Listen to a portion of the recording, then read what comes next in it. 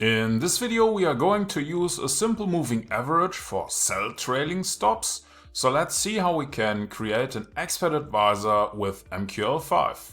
In this video, we are going to create an expert advisor that uses a simple moving average to manage trailing stops for sell trades.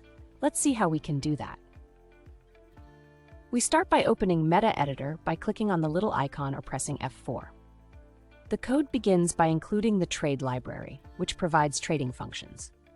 We then create an instance of the CTrade class named trade, which will be used to execute trading operations. The OnTick function is the main function that runs every time there is a price change. Inside this function, we declare a static variable named LastStopMovingAverageValue to store the last moving average value used for the stop loss. We calculate the ask price by using the SymbolInfoDouble function with the symbol ask parameter and normalize it to the number of digits for the current symbol. Similarly, we calculate the bid price using the symbol bid parameter. The code checks if there are no open positions by using the positions total function. If there are no positions, it executes a sell trade of 0.10 lots, which is equivalent to 10 micro lots at the bid price. The trade has a take profit set 150 points below the bid price. After executing the trade, the last stop moving average value is reset to 0. Next, we create an array named myMovingAverageArray to store moving average values. The array is sorted from the current candle downwards using the arraySetAsSeries function. We define the moving average by calling the I function with parameters for the symbol, period, 500 as the moving average period, 0 shift, mode SMA for the simple moving average, and price close for the closing price. We then copy the moving average values into the array for 3 candles starting from the current candle using the copy buffer function. We calculate the moving average value for candle 1 and store it in the variable stopMovingAverageValue. If this value is above the ask price and either below the last stop moving average value, or if the last stop moving average value is 0, we call the check SMA sell trailing stop function with the bid price and the stop moving average value.